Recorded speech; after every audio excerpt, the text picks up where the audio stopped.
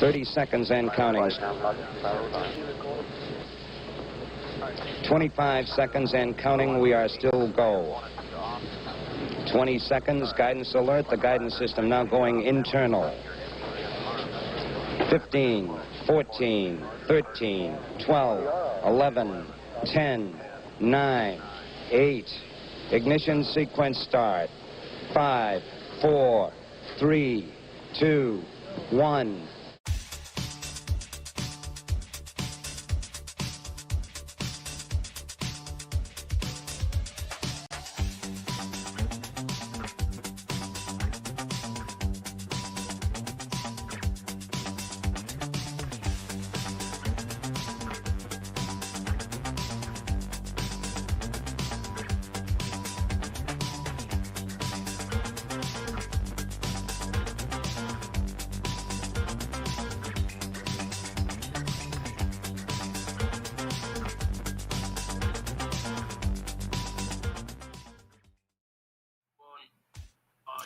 Good, very early morning, at least to my viewers who are in the western part of the United States or just in the Western Hemisphere in general. And good afternoon to my viewers in Europe and Africa. And good, very, very, very early morning to folks in much of the Pacific Rim. Welcome to the Angry Astronaut. Perhaps, depending on how things go today, this may be the most important day that I have ever broadcasted on.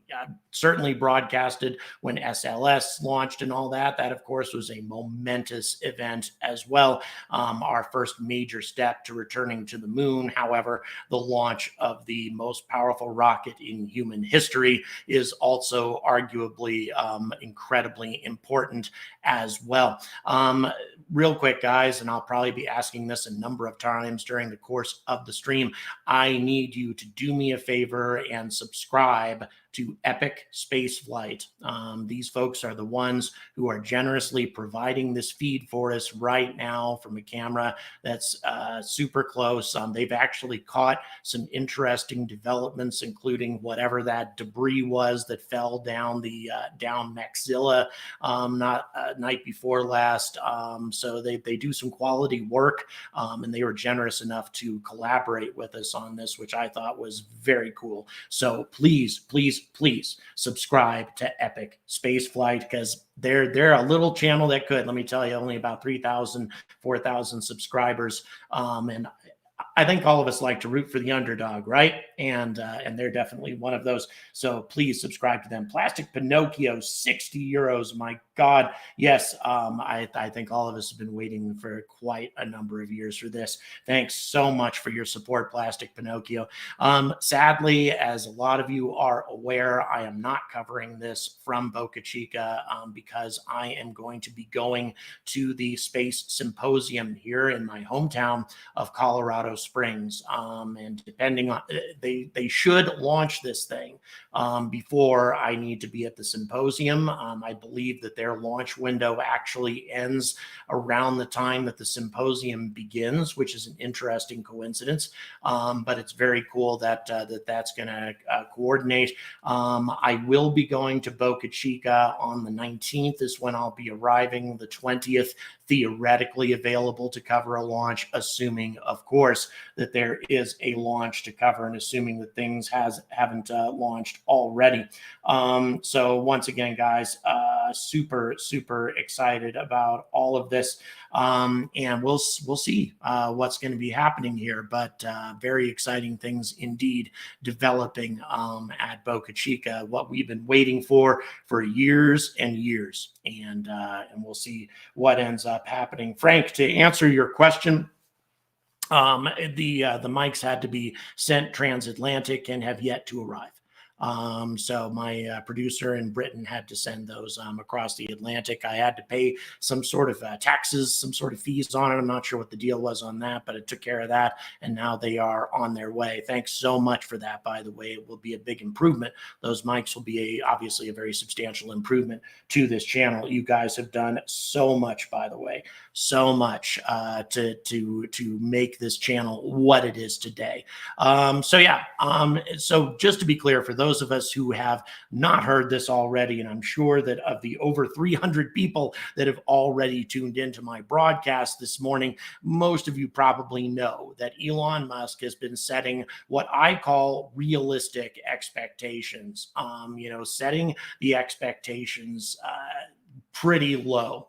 And this is very understandable. Even though these engines have been tested, even though we have had a static fire, we've never had these engines fire up to full power or anywhere close to that. Unlike the green run that NASA did with SLS, where they power the entire propulsion system up to over 100% power for a sustained period of time, a full duration burn, in order to make sure that everything is working properly. And that's something they did a long time before they actually launched SLS. NASA, of course, is obsessive about making things work right the first time, testing everything obsessively to failure. That is not SpaceX's way of doing things. And so it's launching a rocket with 33 engines that seem to have some propensity for failure here and there, and firing up a propulsion system to 90% power at least, and then later on, of course, to 100% power as it continues to climb. All of these things are things that this rocket has never done, and we really don't know what's going to happen. So Elon, I think wisely, has set the bar pretty low.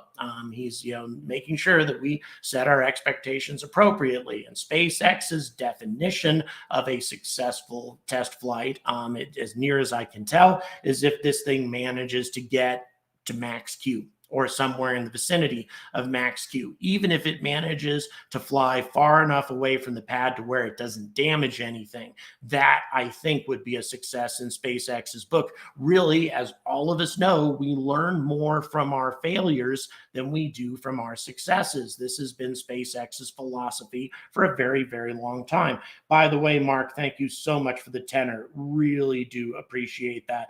Boy, over 400 people tuned in already. It is blowing my mind.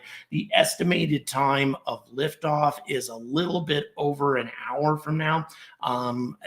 Last I heard, it was somewhere in the vicinity of approximately 7:25 Mountain Time, 8:25 Central, 9:25 Eastern, which would be 2:25 UK time. And then I think that'd be 3:25 for the rest of Europe. I'm sorry, I'm not going to be able to provide any other time conversions for you. I apologize.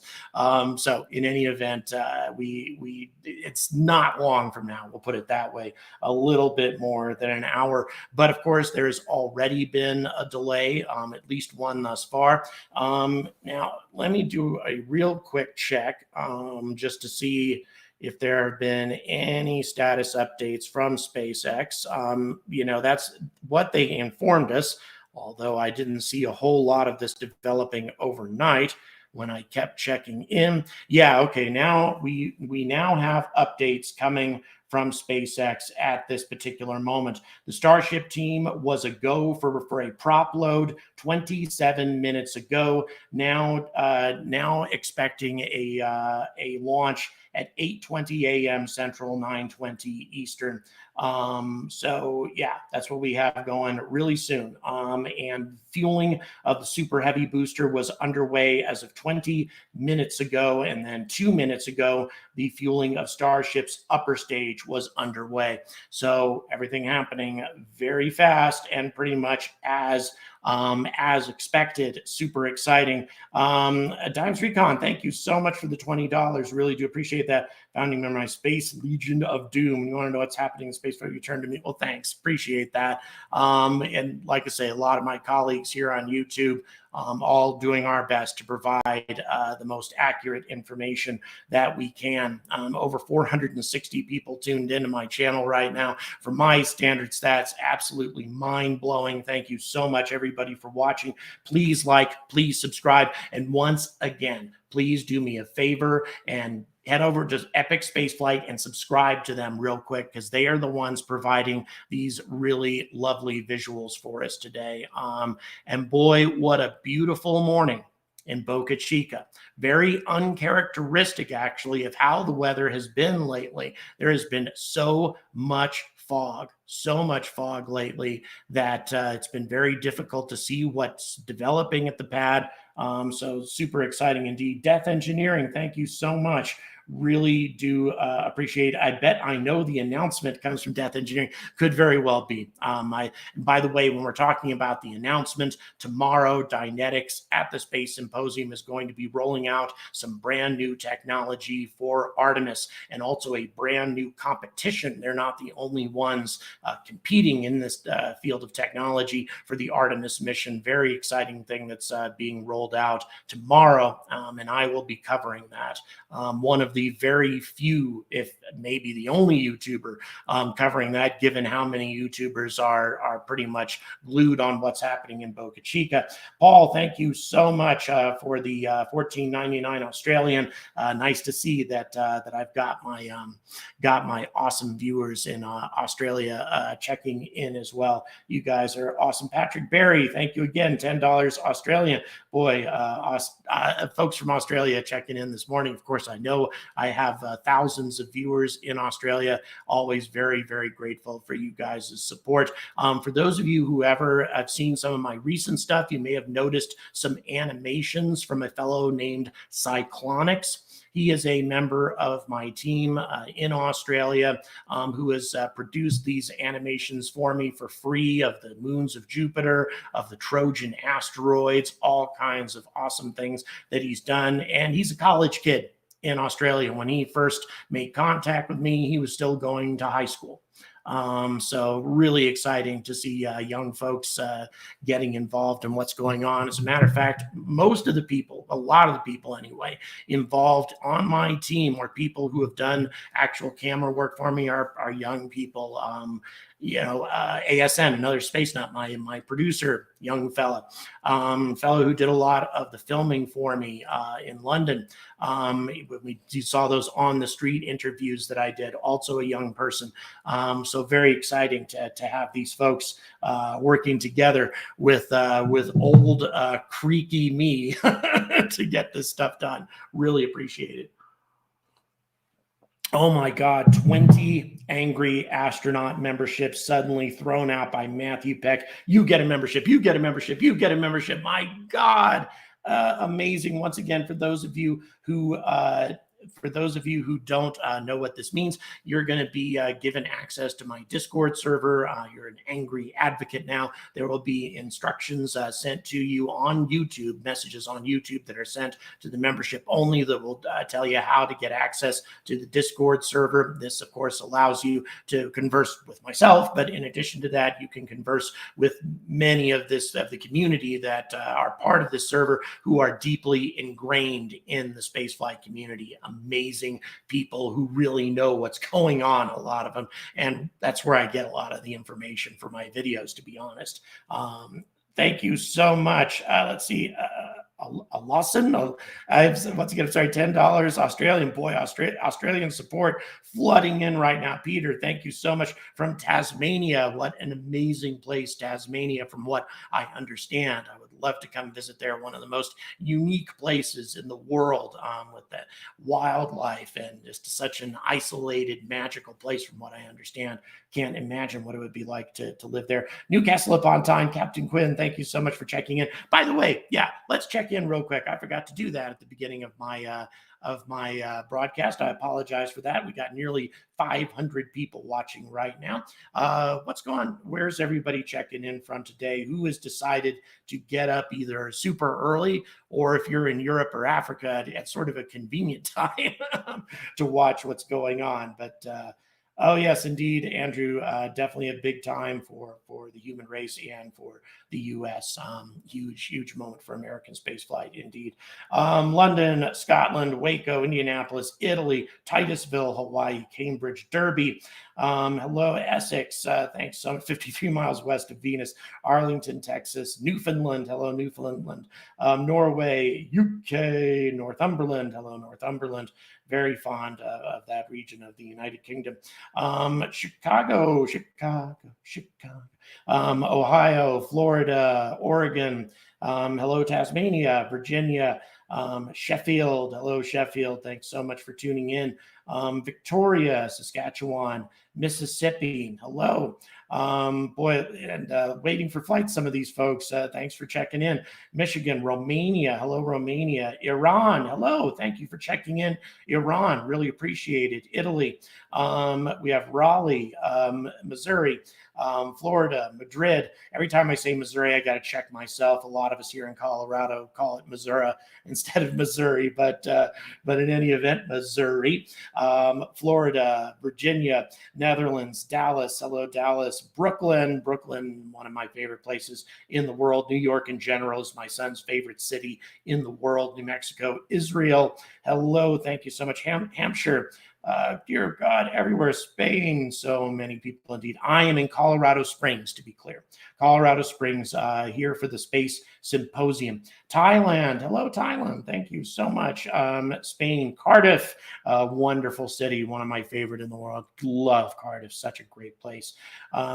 Oh boy, God, everywhere. It's just magical. Argentina, London, Melbourne, Australia, France. Bonjour, back to you. Austria, let's see, Charlotte, Malaysia. Wow, all over the world. So exciting indeed. Again, a lot of folks from England. Thank you so much, Troy, for your generous support. The orbital track will take it over Pretoria, South Africa. That's kind of cool. I didn't actually know that. Netherlands, hello. Another Australian. And thank you so much for the €5.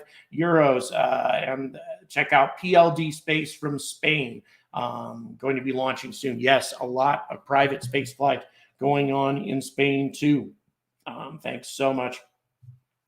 South Africa, once again, one of my daughter's favorite places in the world. She spent about 6 weeks there recently. Really enjoyed the experience. San Diego, India, Amsterdam, Turkey. Boy, wow. Again, another Australia. Quebec, thanks so much for tuning in. Cherokee Territory in Oklahoma. Yes, indeed. Boy, all over the place. Sydney, hello. Again, the magical thing about the internet.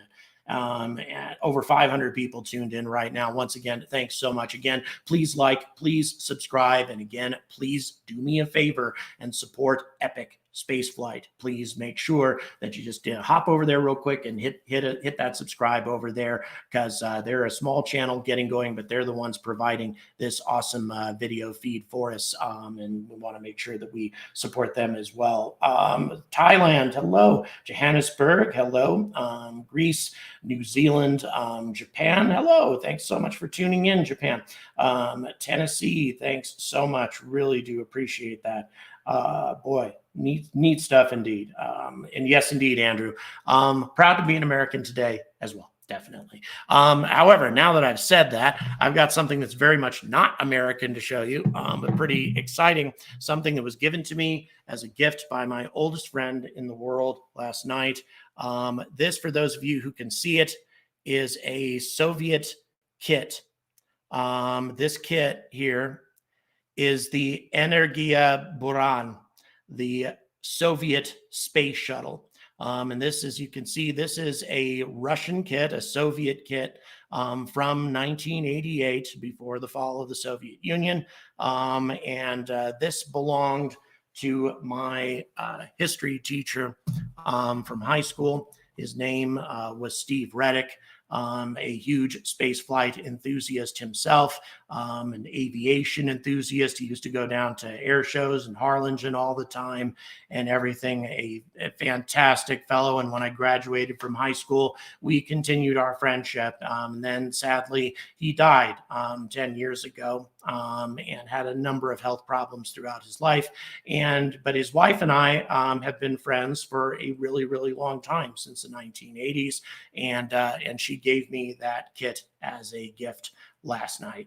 It's a super unique thing. And I am so deeply grateful. And again, it brings back wonderful memories of all the incredible times that Steve and I spent together, enjoying spaceflight, talking about spaceflight, and the incredible things that were developing in the late 80s before the fall of the Soviet Union.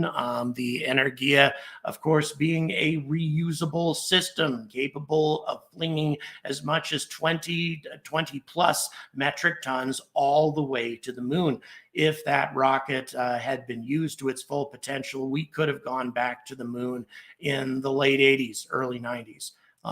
But we didn't. The Soviet Union fell, and we may have collaborated with the Russians on some things. And my uncle and I used to talk a lot about this at the time. My uncle worked for NASA for most of his professional career, and sadly, even though we talked about the possibility of using this system to carry us back to the moon, never materialized, and we never really collaborated to do that. So too bad.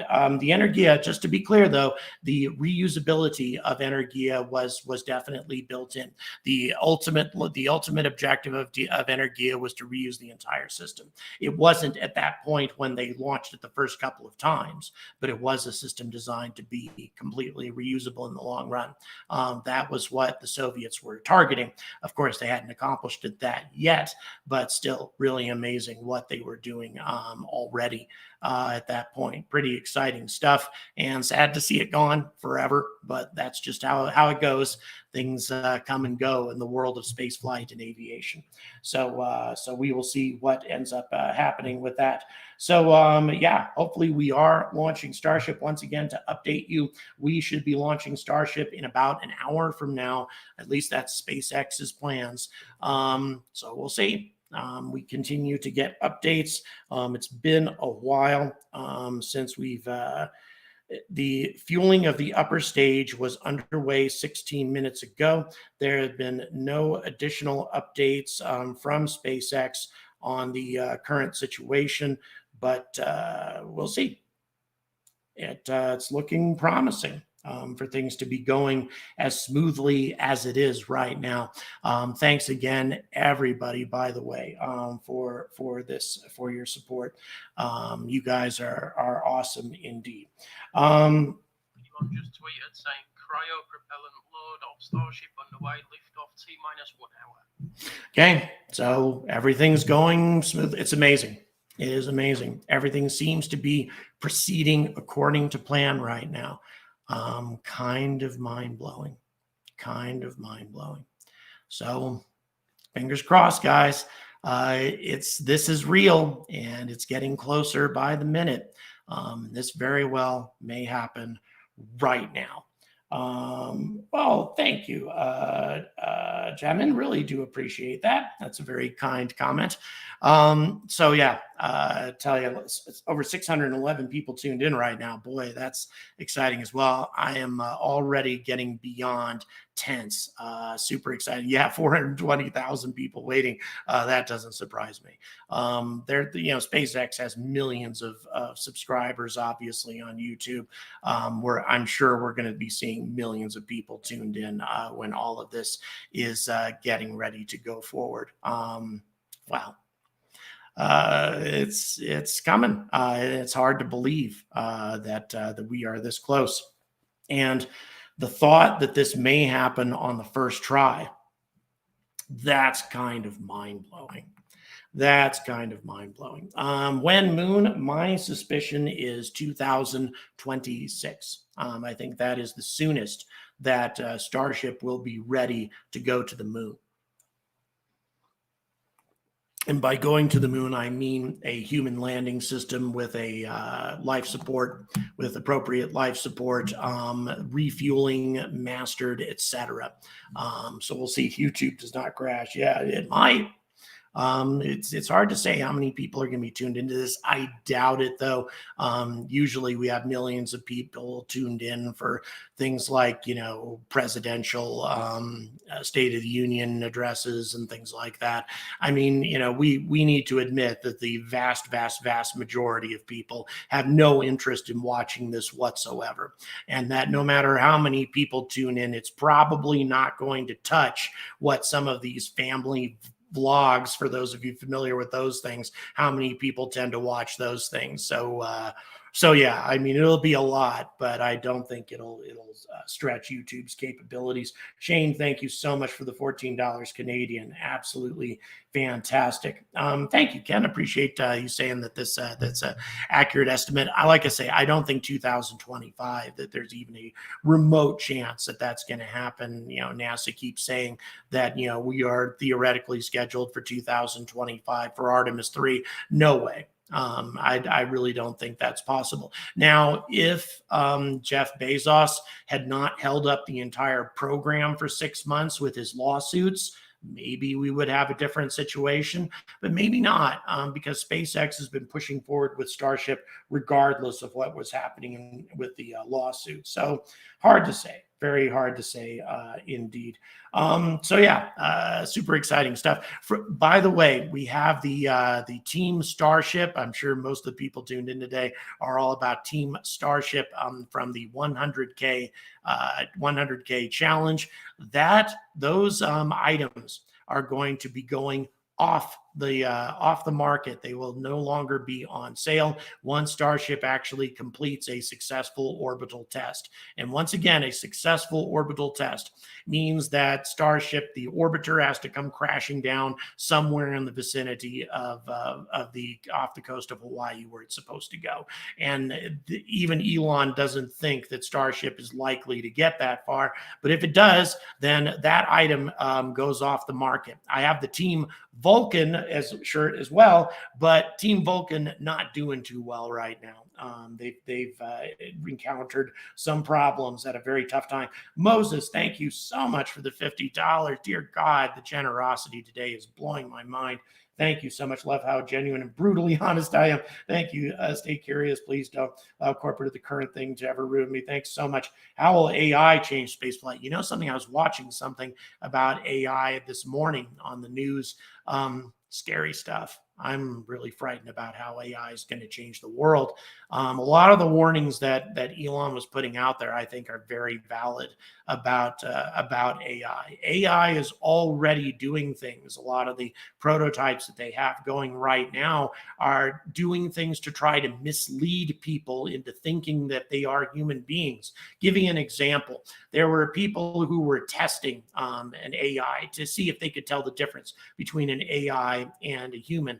And the AI was supposed to convince them that it needed information in order to pass a fill in the blanks kind of test or something. And then the person it was talking to said, "Why do you need information from me?" And they said, I'm visually challenged. I can't see it that clearly. Can you just tell me what this and that is? The AI came up with this lie on its own without any prompting and tricked the person who it was talking to into believing that it was a human being. I mean, scary stuff, really scary stuff that AI is already learning how to mislead us. I'll tell you, I don't think there's nearly enough regulation in place to try to keep this stuff under control right now. I think AI has the potential to bring amazing things to the future of the human race, but it needs to be regulated. TC, thank you so much. Really do appreciate that. Is the rocket powerful? Chuck Norris to approve.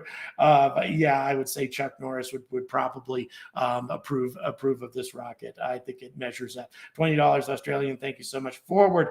Thank you so much for the 20 quid. Go humanity. If Starship works as intended, is Elon one of Earth's greatest heroes? Yeah, I would say so. If Starship achieves everything that it's supposed to achieve, then yeah. I mean, Elon certainly has his issues. Everybody does. But Howard Hughes had lots of issues too. I think Elon is very similar to Howard Hughes in many ways. And Howard Hughes was a controversial character, to say the least.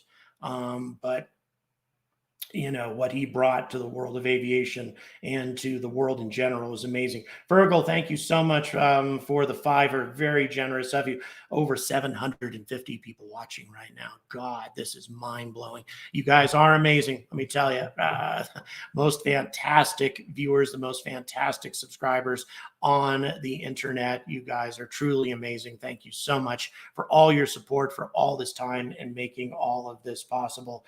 You are super amazing. Pollock can't afford to support.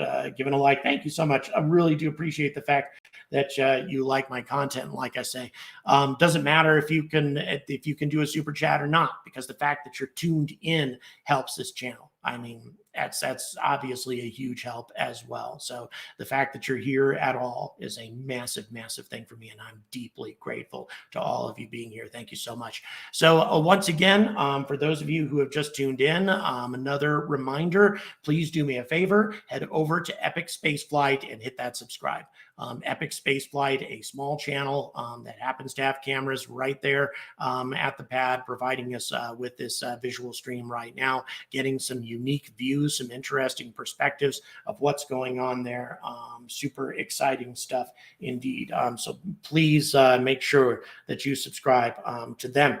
All right, let's see what we got here. They just provided, SpaceX just gave us some information on the first integrated flight test. They put out a little video on that. I think that will be kind of nice to have. That's when, of course, we had the spectacular explosions, or the series of spectacular explosions, before SN-15 managed to set down safely. Now, of course, we are not. There is no plan whatsoever for anything to safely set down, either on a landing platform, in the water, whatever. Things are the booster is going to slowly settle down, is my understanding, but the orbiter pretty much going to go crashing into the ocean off the coast of Hawaii, assuming that it makes it that far, which would be amazing indeed.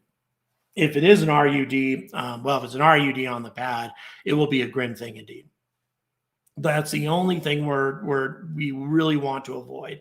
Starship needs to climb far enough away from the launch pad to where it's not going to cause any problems if it does explode.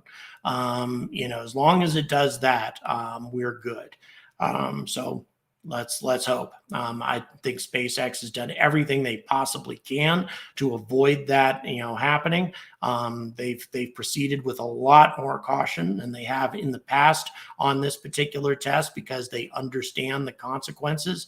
But at the same time, we can never say for certain what's going to happen. And the consequences of an RUD on the pad will be very, very bad indeed. So let's hope that doesn't happen. And if it does happen, let's just hope nobody gets hurt.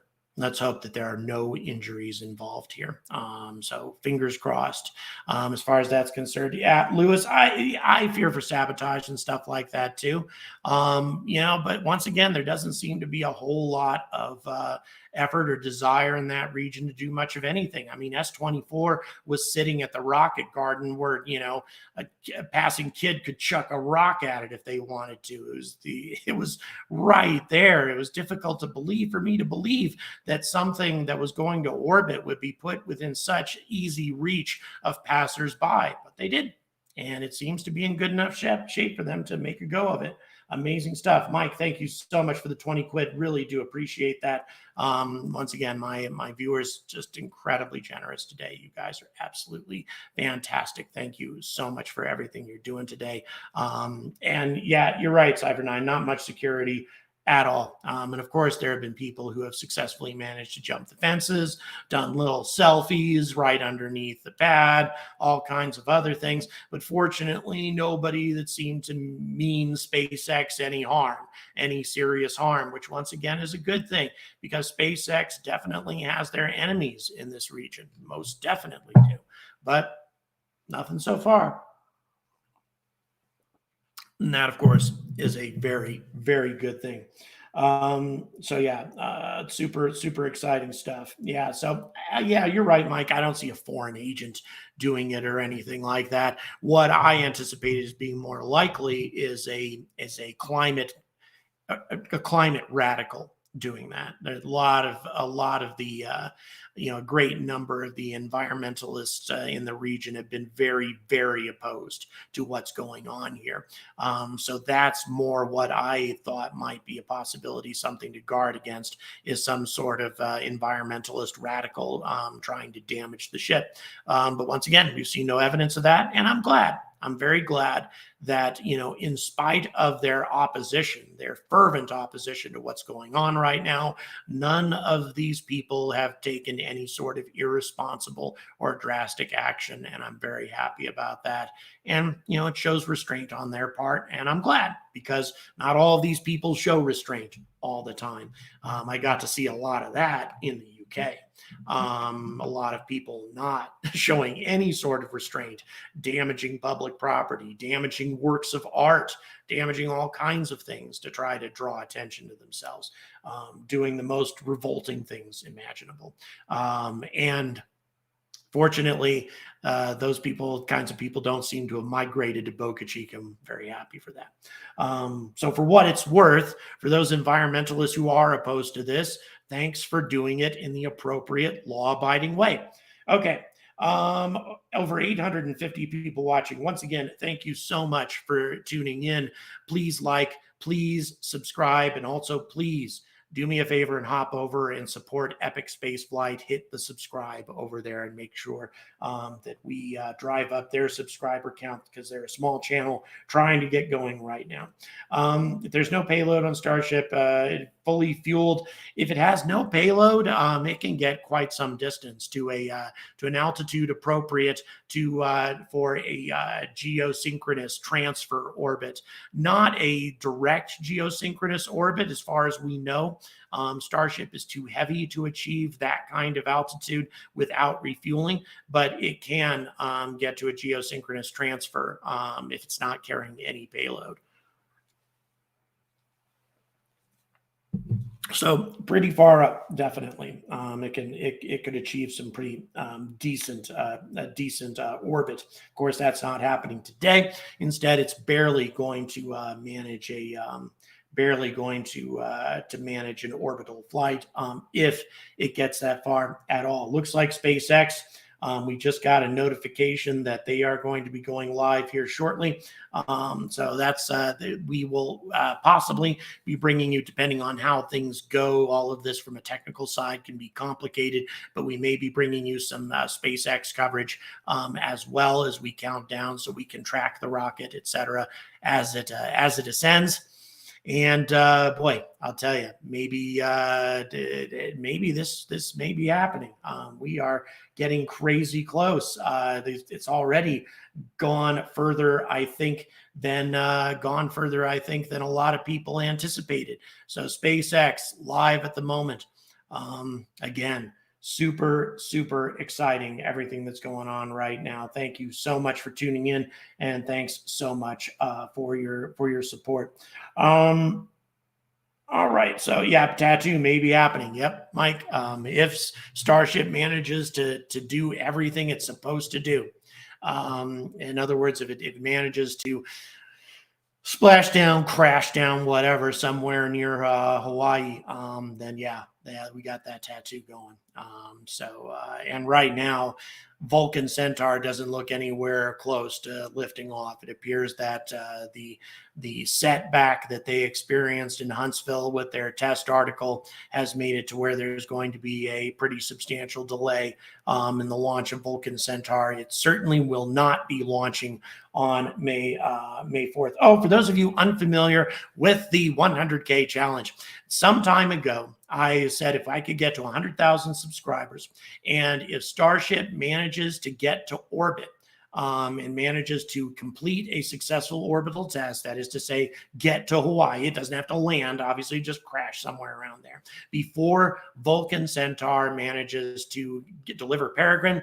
Looks like we had a brief thing with Epic. Once again, I think we have a lot of the internet getting crowded a lot right now. Before Vulcan Centaur could deliver Peregrine to the moon, then I will tattoo SpaceX fanboy on my ass. So it looks like that's very, very likely to happen. So we'll keep that in mind. And once again, the merchandise that I have right now, the 100K challenge Team Starship. I had a Team Vulcan and a Team Starship shirt, and those go off the market. the moment the contest is over. In other words, or at least shortly thereafter. Once Starship manages to complete its orbital test, if it wins this race today, then that merch goes off sale. And of course, the Team Vulcan goes off sale to ULA, having spectacularly let me down. I can't believe Tori Bruno would do that to me. Just joking. Obviously, Tori Bruno could give a damn about my private bets. All right, so let's see here. What else do we have going on? Recon planes going up. Yeah, everything seems to be in position. 10:30 Eastern, 8:30 Mountain, it seems, is when the window is going to be closing, according to what Rockin just posted. Boy, I'll tell you, wow. We'll see what happens here, but there's crazy stuff about to occur. SpaceX just updated once again about 7 seconds ago. Thank you so much for Live Better Save Money for the $5. That's awesome. You guys have been so incredibly generous today.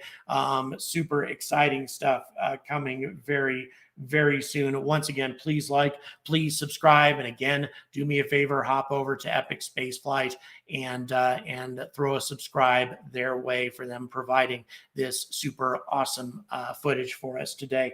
Whoa, I'm getting crazy tense right now. Boy, some exciting stuff coming up soon. Just put 40-minute countdown on their stream. We're at 40 minutes. 14 minutes before launch. My God. It's getting real. It's getting close. And the fact that we haven't had any significant delays up to this point is mind-blowing. Yeah, they managed to launch this doggone thing with virtually no further delays, with no scrubs, no nothing. That alone will put SpaceX in the world of the rocket gods. And if this thing manages to complete its entire mission on its first try, that will be something that nobody has ever been able to accomplish or come close to accomplishing in the past. It's almost too much to hope for. But if anybody can do it, it's SpaceX. By the way, once again, just to show you real quick, a wonderful gift that I got from my oldest friend in the world, a Soviet kit, the Energia Boran, the Soviet space shuttle. This is a 1988 model kit. She gave it to me last night. Her husband was my history teacher, was my best friend in the world. He died about 10 years ago. And I miss him terribly. But she happened to dig up that model kit in his collection and gave it to me last night. Amazing, quite amazing. And super, super cool thing that the Soviets designed at the tail end of their space program. Of course, we should not confuse the Soviet and the Russian space programs, because they're two very different things. What the Soviets were able to achieve in their day with the contribution of all of their republics as opposed to what they have today, obviously very different things. Roscosmos being a pale shadow of what the Soviet space program used to look like. But in any event, that is neither here nor there now, but there is some connection to what we had before, because we've got a rocket in some ways similar to the N1. Similar number of engines, 33 instead of 30, but designed on similar principles, using methalox, of course, instead of RP1 and oxygen, but nevertheless, a similarly complicated propulsion system with lots and lots and lots of engines. And that's super exciting indeed. So I'll tell you, exciting stuff. To see what's going to be happening here really soon. Yeah, the Buran did fly, just nobody was on board, and they managed to reuse it even. But unfortunately, nothing ever came of it, because nothing came of their space program. The Soviet Union, of course, was at a stage in their history to where their government was about to completely collapse, which it did shortly thereafter. So I'll tell you, Crazy stuff coming up soon. I couldn't be more excited.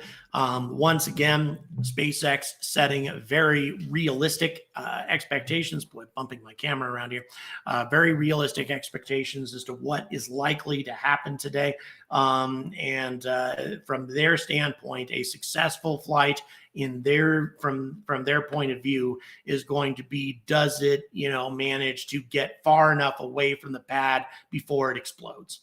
I think that is, if it can do that in their mind, that is a passing grade. That's a success. In my mind, it is too. I only give them a C- for doing that. If they a C+ if they get through max Q, but nevertheless, certainly that's a pass. Boy, oh, that's neat. We have a new view, again, powered by Epic Spaceflight. Boy, that's cool. And so we're getting a countdown there and everything. Thanks very much, Epic, for providing that.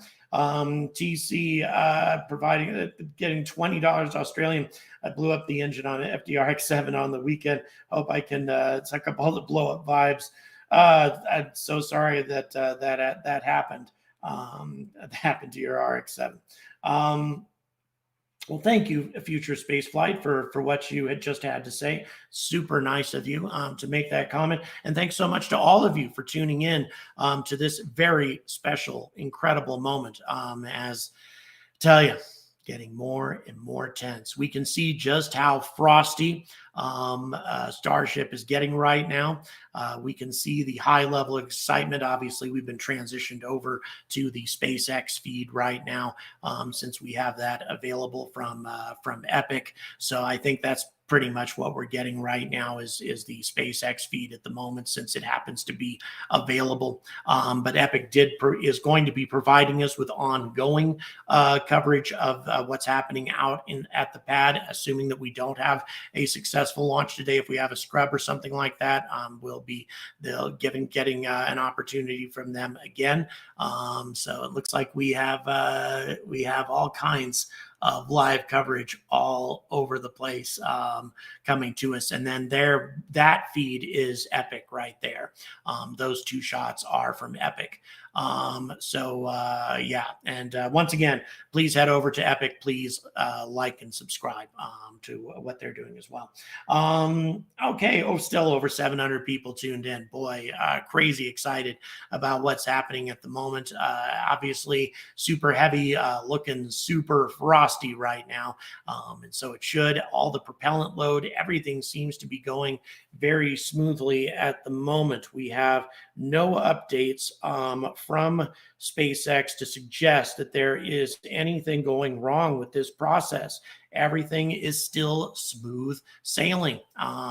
Very excited. My God, I could not be more excited about what's happening right now. Once again, and one of the things that I'm so tense about is we don't know what to expect. We don't know what's going to happen here.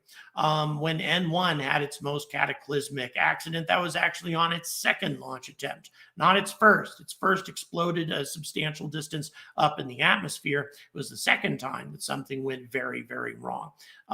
So, we don't know what's going to happen here. Neither does SpaceX, not really, because they've never tested this propulsion system to full power. Not even a static fire. Sea level Raptors on ship 24. If they're not going to use them for a kick out, Trapper, I would say probably just because they need to make sure that they properly simulate the appropriate mass, and also they need to make sure that the entire propulsion system is complete there. Also, you could have engine failures that may require that the Sea Raptors kick in. Hard to say. Joe, thank you so much for the $10. Really appreciate your support, you guys. Odds of exploding before it clears the pad, 10%, maybe. I'm not even sure if the odds of it blowing up on the pad are even that high. I think SpaceX has done a lot over the last 2 years to make sure that they don't have an accident of that magnitude. But who knows? Once again, it's one of the reasons why I am so damn tense. We'll put it this way. It's a much bigger chance of it exploding on the pad than we had with SLS. I mean, it's night and day. SLS was tested and tested and tested to failure, every single component on that rocket. And of course, the green run, running that entire propulsion system to over 100% power for the full duration of a burn. SLS was far better prepared for its first launch. But that's not how SpaceX does things. SpaceX doesn't wait forever, for years and years, testing every component to failure. They launch. If it blows up, then they say, okay, what components failed? What problems did we have? Let's fix them. Let's move on. And the only difference, of course, with this particular launch is we cannot, it'd be a tough thing to afford we really don't want a pad RUD or anything similar to that. That's one thing that SpaceX would have a hard time affording. Boy, that's a spectacular view from SpaceX. That's an amazing shot that we're getting right now. I would assume a lot of venting off of the tank farm. Boy, we're getting a lot of amazing and unique perspectives. That would be from underneath the orbiter, from underneath Starship itself. The three small Raptor 2s, of course, being the atmospheric Raptors, and the three, the sea level Raptors, that is, and then the other three being the vacuum Raptors. Brian, thank you so much for the $5. Really do appreciate it. Yeah, when Apollo landed, I was 4 months old.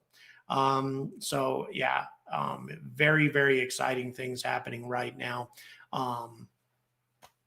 Unlike anything we've ever seen before. Watching SLS take off was incredibly magical. Watching this take off is going to be beyond magical. It's going to take things to a totally new level, regardless of what happens, guys. Even if we have a pad RUD, obviously that's going to be unlike anything that we've ever seen before, anything that almost anybody has ever seen before, aside from those poor Soviet soldiers out near the pad at the launch of N1.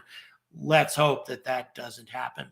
They're showing us a nice little diagram of what we have for people who are newcomers to all of this, showing us which part obviously is Starship, which part is Super Heavy. Starship, of course, being so unique in terms of how big it is, how big its fairing is, and how big its payload capacity is. This is completely different, obviously, than anything else that's ever flown. A ship that's designed to carry large numbers of passengers, enormous amounts of cargo. It's not a capsule. And that's what, of course, makes it stand apart, dramatically stand apart from SLS or anything else that's ever gone to the moon, gone anyplace else. Launching this much mass into orbit is unprecedented.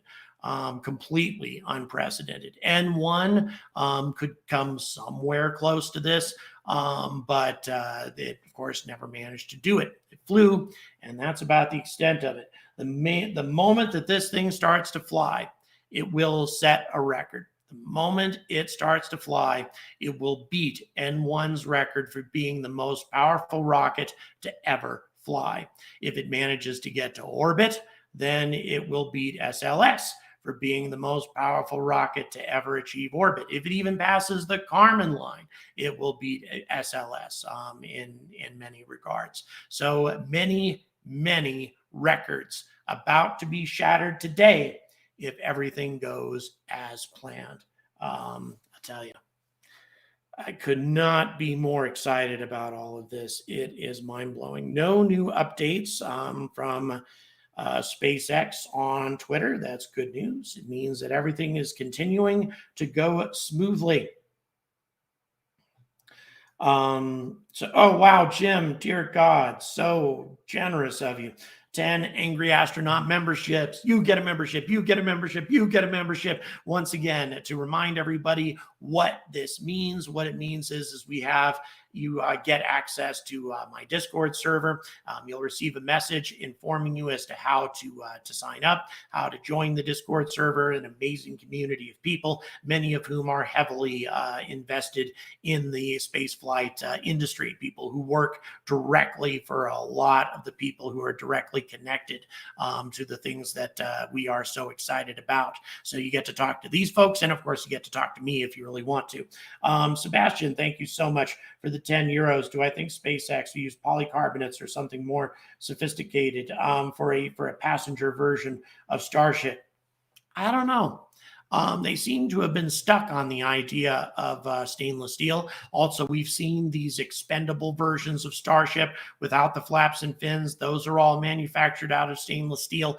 And SpaceX has gotten very good at building all of these things out of stainless steel now. Their manufacturing process is well established. So I really don't think they're going to migrate over to a polycarbonate or some other form of manufacturing material. I don't think so. I think they're going to stay simple, straightforward, and dirty when it comes to manufacturing this, because if you're going to mass produce rockets this big, this is the most cost efficient way to do it. Jonathan, thank you so much for the $10. Boy, amazing support coming in today. I could not be more grateful. Thank you so much, everybody, for your amazing support. You guys are absolutely fantastic.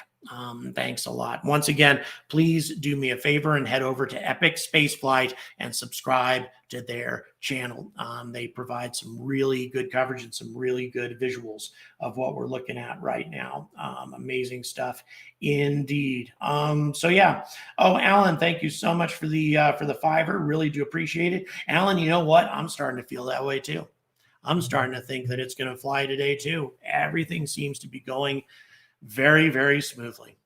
Now, once again, this could be just a fancy way of doing sort of a pre-flight test. Looks like we have a brief interruption of the feed out at Epic, and once again, we can expect that. The internet is getting so hammered today, but as we can see, we're getting really good support across the board to make sure that we switch over to the SpaceX feed when necessary. So yes, angry optimism, Anton, you're right. Angry optimism is indeed going today. This is a very, very, very special moment in the history of spaceflight. Once again, we're not up the hill yet. We don't know if this thing is actually going to go. No updates whatsoever from SpaceX on Twitter thus far. But, you know, who's to say? This, once again, could be sort of a fancy way of doing a pre-flight buildup. Let's make sure everything works properly and let's not actually hit the switch. That could be what SpaceX is up to, or that could be what they have in mind currently before they really go for it. Let's do a pre-flight buildup and then check the data afterwards before we actually try to go. But I don't know. Knowing SpaceX, I think that they may hit the switch today. Gunnar, thank you so much for the generous super chat. Really do appreciate that. And Michael, thank you so much for being an angry advocate. And once again, we got 30 new angry advocates today from all of these gifted memberships. You guys are amazing. Thank you so much. And lots of new people on the Discord server that are going to become part of our growing family. We got over 500 people, I believe was the last time I checked, on the Discord server. I think maybe even more than that, who are part of our community, and it is awesome. So happy to have all of you and your contribution. So many of my video topics have been as a direct result of what people suggest on the Discord server. Cool stuff indeed. Almost there, guys. Boy, we are getting so crazy close right now, about 23 minutes roughly to lift off. Could not be more excited right now, let me tell you. Just beyond tense. Once again, the milestones that we will be looking for today, the milestones that we want to get to. Number one, get Starship far enough away from the pad to where if anything goes wrong, it's not going to damage it or endanger anybody's lives. That's the first step. Step number two, max Q. If we can get to max Q, that will be a major accomplishment and a huge, huge positive accomplishment, a passing grade in my view. Stephen, thank you so much for the 5 Angry Astronaut memberships. You get a membership. You get a membership. Amazing, all the generosity today. all of you folks now part of my Discord community. You'll get a message today through YouTube as to how to do that, and you will be part of our Discord community and be able to become part of the many lively discussions that happen there. Michael, thank you so much for the $20. Could SpaceX or space companies in general manufacture, grow cubic zirconia windows for future ships? Interesting idea. I've never really thought of that. Something definitely for me to research. Great topic. Yeah, I'd like to check that out. Definitely. Getting back to those milestones. So Max Q, if Starship makes it past Max Q, that is a success. Especially in SpaceX's book. And that was, by the way, a success in Relativity Space's book too, for their Terran 1 rocket. That was good enough as far as they're concerned, and probably good enough as far as SpaceX is concerned as well. Now, if it gets to the point to where we have main engine cutoff, that's our next milestone. If it does that, then Starship is really starting to go places. Then we're really cooking. We have stage separation, and the second stage ignites and starts pushing Starship into the appropriate orbit. That is an unbelievable accomplishment, and it's very probable that Starship will be crashing down, splashing down, whatever you want to call it, somewhere close to where it's supposed to, off the coast of Hawaii. So if it hits those milestones, SpaceX is going places fast. Then that level of accomplishment will change the face of spaceflight forever, permanently, and in a huge way. I mean, if Starship flies at all, it's going to change things. But if Starship proves itself in such a spectacular and tangible way today, that will be a leap that almost nobody expects. Certainly not. The engines are Raptor 2s. Just to clarify, yes, the SpaceX has not used any Raptor 1s for some time.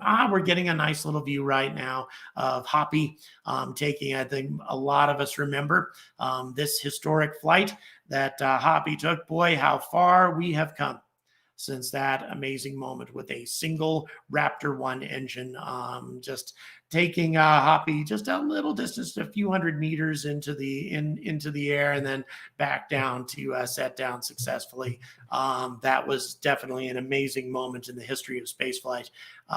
Quite an accomplishment indeed. And then, of course, after that, they had the boosters flies, got more of a water tower fly, and then, of course, we had the flight. These 10,000 meter flights that all of us remember, most of us anyway, remember so well, most of which ended in a fiery and spectacular fashion. But except for SN-15, that did catch fire. We must remember that. It had a pretty nasty blaze, but they managed to put it out, and it survived the landing. I was there actually when SN-15 successfully landed. I was there covering it, and it was an amazing experience indeed to see that historic moment. So yeah, neat stuff that's happened in the past, and neat stuff coming very soon. Once again, checking in again, no updates from SpaceX on their Twitter as to any changes in their current status. Yeah, the crashes were fun, weren't they, Jamin? Very spectacular stuff. Fun stuff to watch indeed. I guess this was SN9 that they're showing us right now. That was quite a spectacular and ugly looking crash. Came in at a rather steep angle, and yeah, that was nasty. That was a nasty crash indeed, even worse than SN8. SN10, of course, managing to get managed to fly, managing to set down successfully, but then exploding shortly thereafter because it set down a little too rough. I mean, let's be honest. SN10 set down pretty rough. SN11 exploding, the most frightening explosion we've had thus far from Starship because of an airburst explosion just over the pad, and it threw debris hundreds of meters away from the pad. I was there to film a lot of that, film a lot of the debris, and it was ugly indeed. But then after that, SN15. So with SN15, of course, there were some changes made, redesigns, etc., and some spectacular stuff happening. So yeah. Boy, we're getting close, and all we can do. If we see an explosion at the pad today, it's going to be cataclysmic.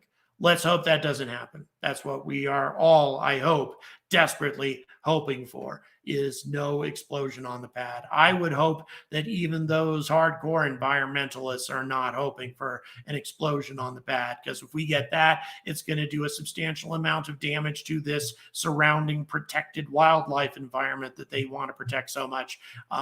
We don't want that either. So let's just hope that nobody wants that to happen.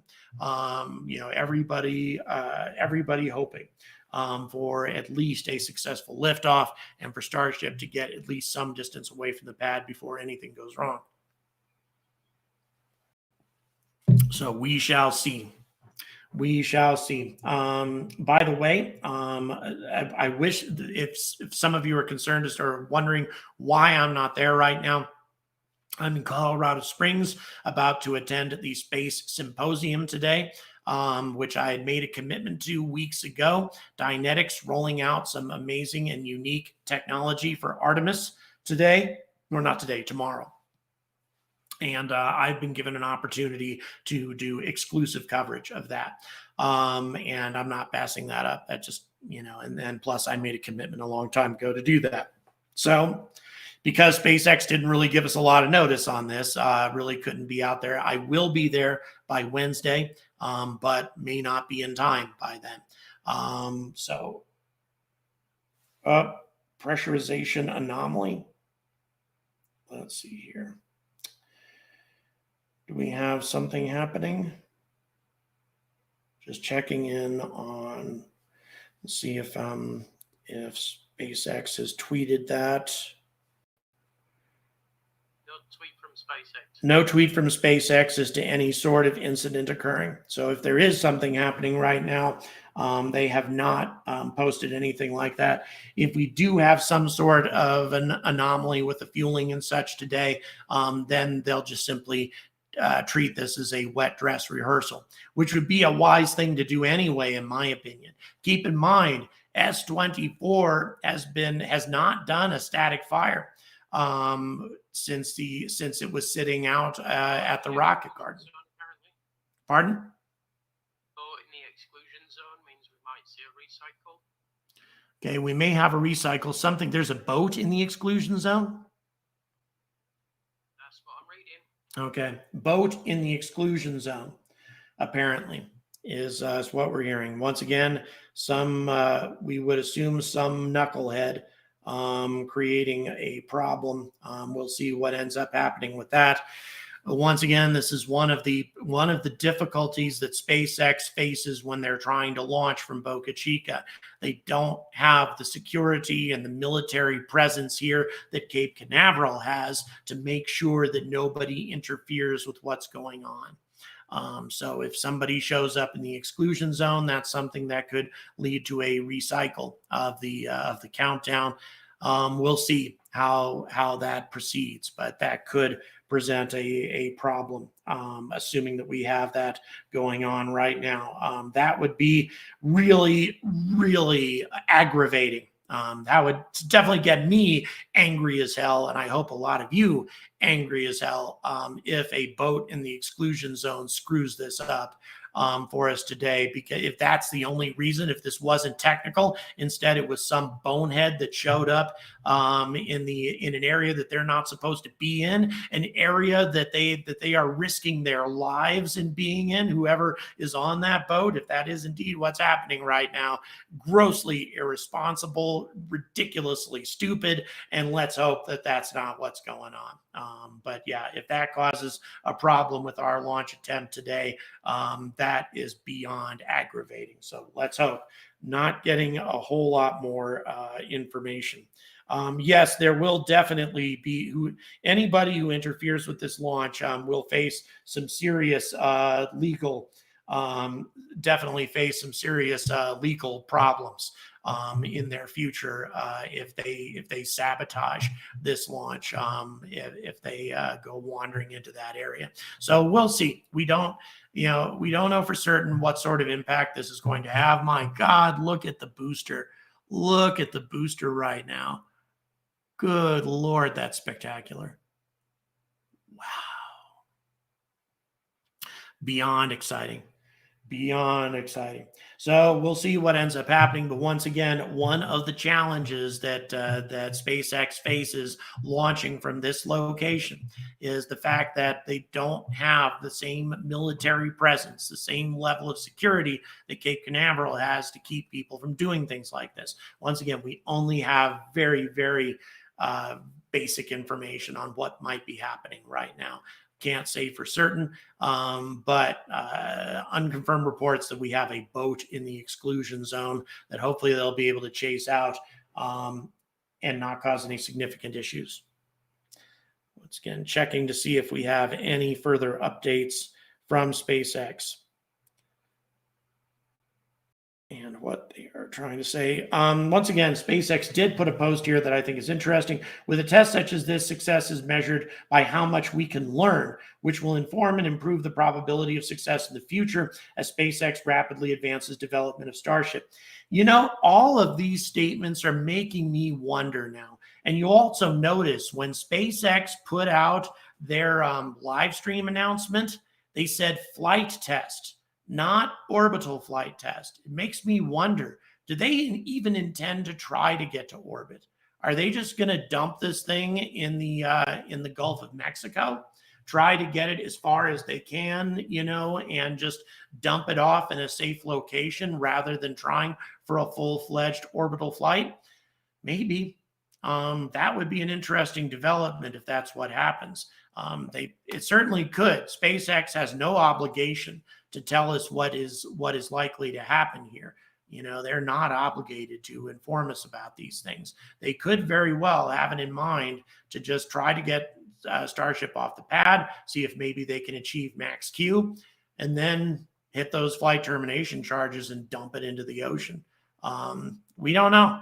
That would be an interesting development if that's what they have in mind. They just seem to really be preparing us for that.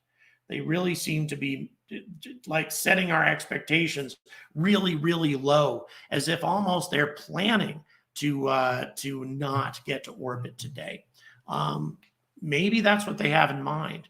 Maybe, and those of you who've been watching my channel a lot lately, you've heard me say these things before, that they may have been looking for a less ambitious suborbital flight first before trying for orbit. And that may also explain why they're using S-24 and B-7, the more the test articles that have taken more abuse over the last several months than some of their newer stuff.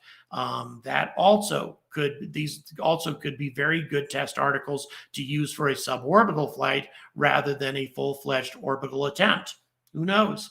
That's the one really cool thing about SpaceX. They keep you guessing. You really don't know what they're going to do. They're not like NASA. They're not obliged to share all of these details with us.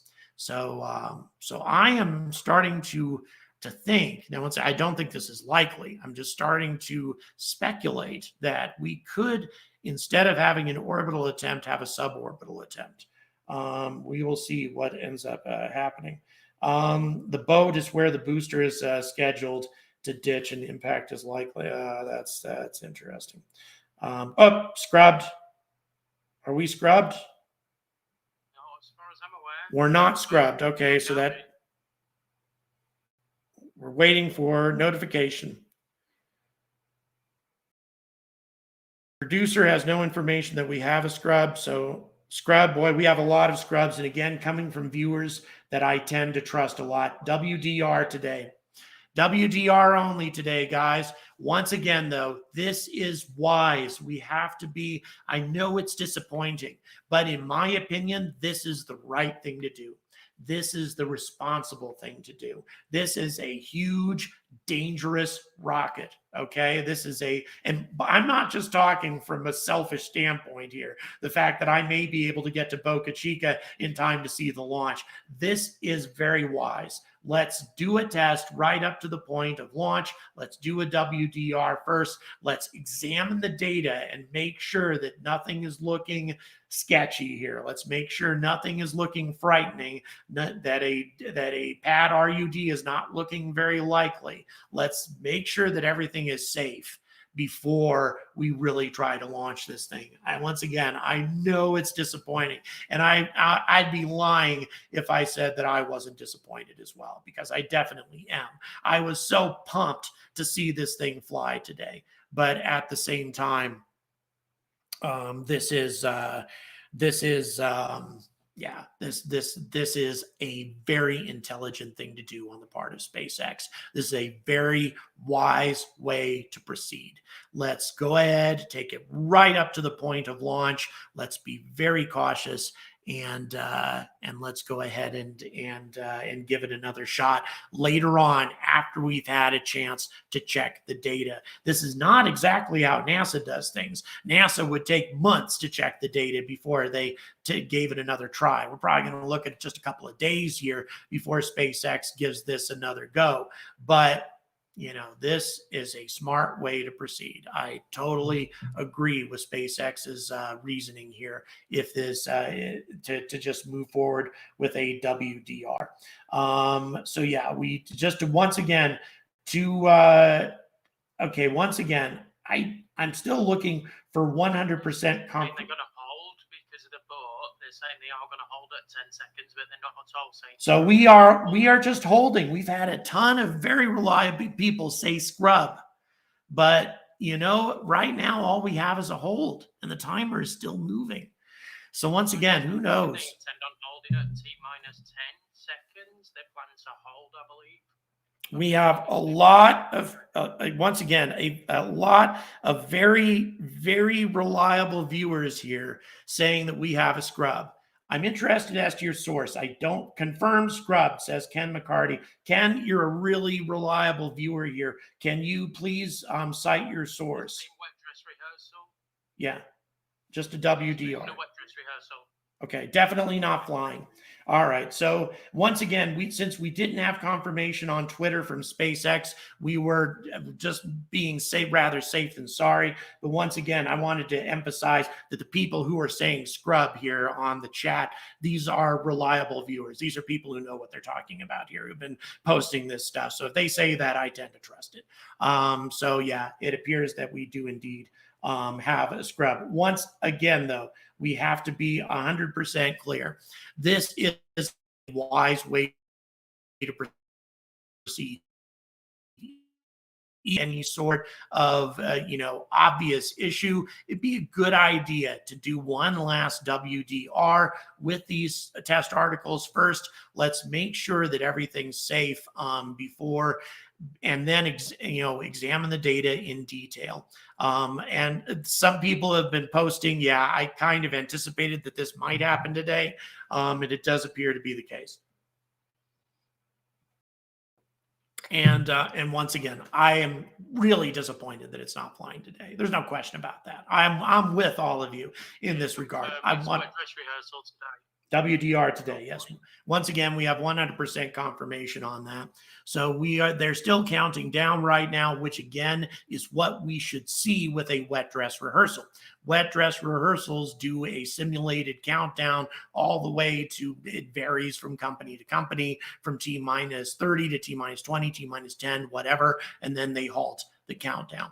And that is what's happening there today. So once again, even though from my own, so we don't really have a fail today, to be clear. There may have been some kind of pressure issue that they want to double check. They probably could have done that and then taken another go at it. But once again, this is the smart way to proceed. This is the wise way to go. Let's go ahead and take it up all the way to, close to T-0, stop the countdown. Let's let's examine the data. Let's get as much information as we can, find out whatever was triggering our sensors, if we were having a sensor issue of some kind, and then let's fix whatever needs to be fixed and proceed forward.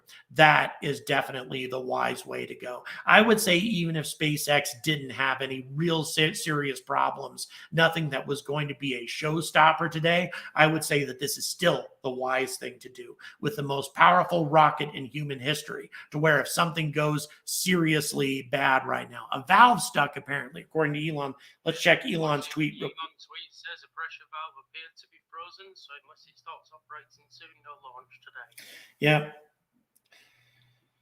Yep, pressure and valve appears to be frozen unless it starts operating soon. No launch today. So yeah, that will, again, I would have been kind of shocked if something like this didn't happen on the first attempt.